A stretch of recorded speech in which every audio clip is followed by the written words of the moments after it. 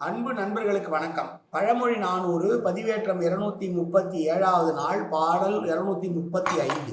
இது மண்ணும் தீது என்று இயந்தது ஊம், ஆவார்க்கு அது மண்ணும் நல்லதே ஆகும்.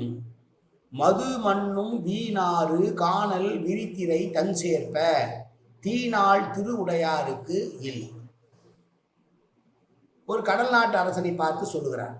எப்படிப்பட்டவன்? தேன் ஒழுகுகின்ற கோழை பூக்கள் நிறைந்திருக்கக்கூடிய சோலையாம். அந்த கோழை பூக்களில் இருந்து வருகிற வாசனை அந்த கடற்சோலையை முழுவதும் நறுமணத்தை வீசிக்கொண்டிருக்க, குளிர்ச்சியான அலைகள் தொடர்ந்து அலைகள் வந்து கரையில் மோதக்கூடிய கடல் நாடனே, இந்த வினையானது ஒருவனுக்கு தீமையை பயக்கும் என்று எல்லோரும் கருதுவார்கள்.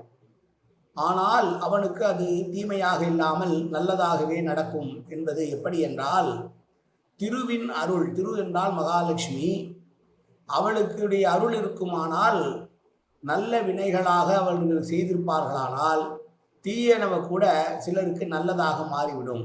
அவர்களுக்கு நேரமும் காலமும் சரியாக இருந்தால் மற்றவர்களுக்கெல்லாம் எது மண்ணாக போகுமோ அது இவர்களுக்கு பொன்னாக மாறும் என்று விளக்குகிற பாடல்.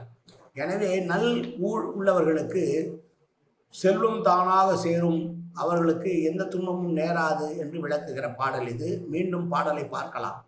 இது மண்ணும் தீது என்று இயந்தது ஊம், ஆவார்க்கு அது மண்ணும் நல்லதே ஆகும். மது மண்ணும் வீணாறு காணல் விரி திரை தன் சேர்ப்ப, தீநாள் திருவுடையாருக்கு இல். நன்றி, வணக்கம்.